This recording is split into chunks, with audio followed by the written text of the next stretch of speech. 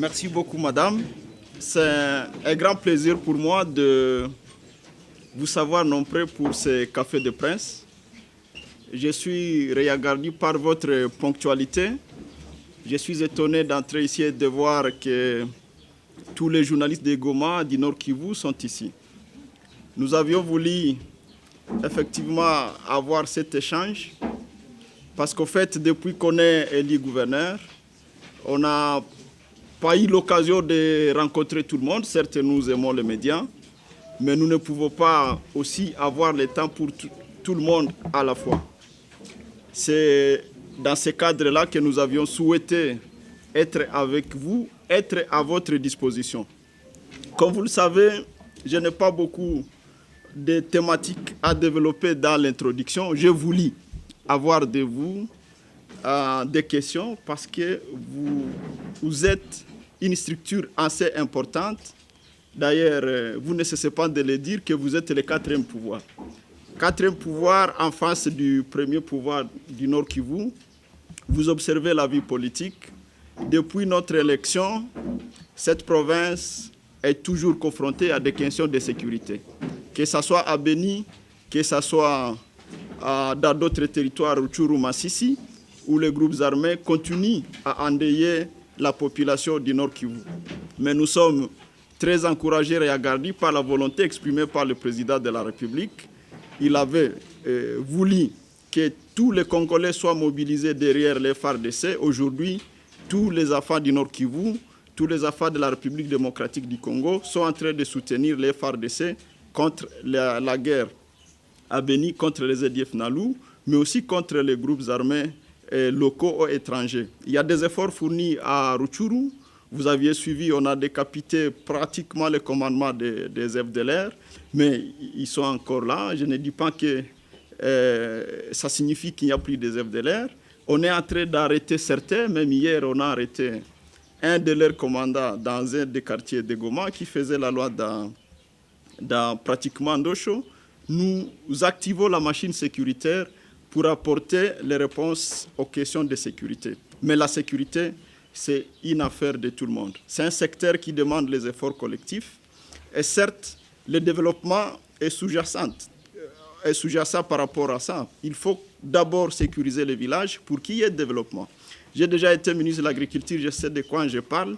On ne peut pas développer une agriculture dans un environnement très sécurisé. Nous avons besoin des investissements dans cette province parce qu'il faut créer la classe moyenne. On ne peut pas envisager aller vers la prospérité, créer de la richesse, si ce climat de sécurité qui va rassurer les partenaires puisse être amélioré.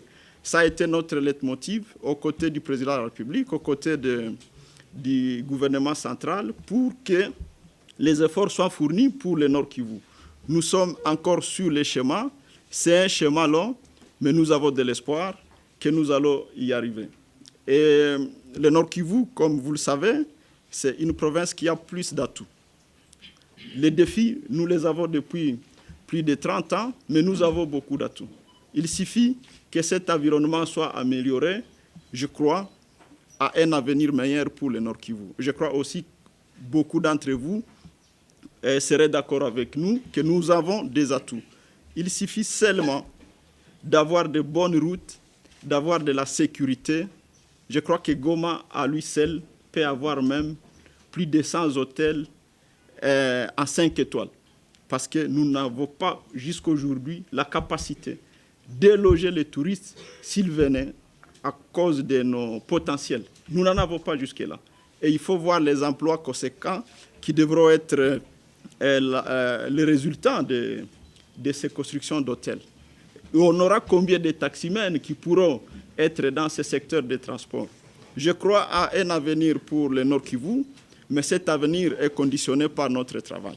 C'est la raison pour laquelle nous avons voulu profiter de vos grands micros qui hantaient tous les villages pour continuer à dire à la population du Nord Kivu qu'il y a plus d'espoir. Il ne faut pas qu'on se décourage à cause des difficultés. Certes, c'est comme humain, nous pouvons y arriver, mais nous devons être réarmés par un esprit d'espoir savoir que nous n'avons qu'un seul pays, la République démocratique du Congo. Je ne suis pas de ceux qui pensent qu'il y aura deux pays ici. Nous n'aurons qu'un seul pays, la République démocratique du Congo, et nous travaillons pour que ce pays, le Nord Kivu, puisse donner le meilleur de lui-même aux enfants de la République, à toutes les personnes qui souhaiteraient venir vivre dans cette province, dans ces pays, à tous les étrangers qui vont vouloir investir dans ces pays. Et le Nord Kivu est très ouvert pour les investissements extérieurs, pour donner ainsi l'opportunité à la République, au Nord Kivu, à continuer à donner le meilleur de lui-même, à créer de l'emploi, à créer de la richesse.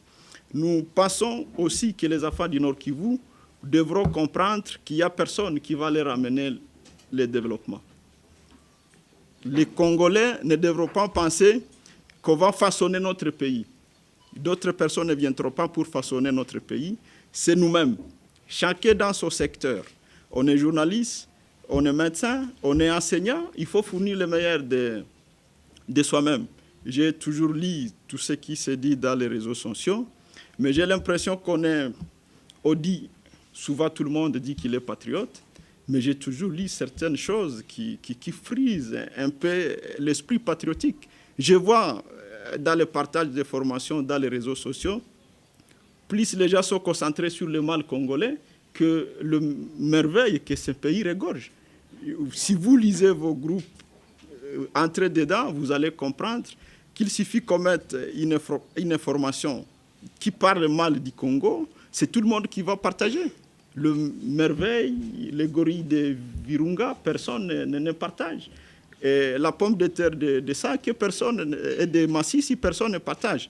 Je souhaiterais que aussi le quatrième pouvoir puisse accompagner la République démocratique du Congo dans cette diplomatie agissante. Vous êtes les canaux les plus indiqués pour attirer plus d'investisseurs, pour attirer l'attention de ceux qui sont à l'extérieur vers la République démocratique du Congo, vers le Nord Kivu. Positivez aussi le Nord Kivu, positivez votre pays. Je m'imagine que 90%, 100% des gens qui sont ici sont des Congolais parce que je ne connais pas l'état civil de chacun. Mais je m'imagine que vous êtes tous Congolais et nous n'avons qu'un seul pays que nous devrions défendre ensemble. Merci bien.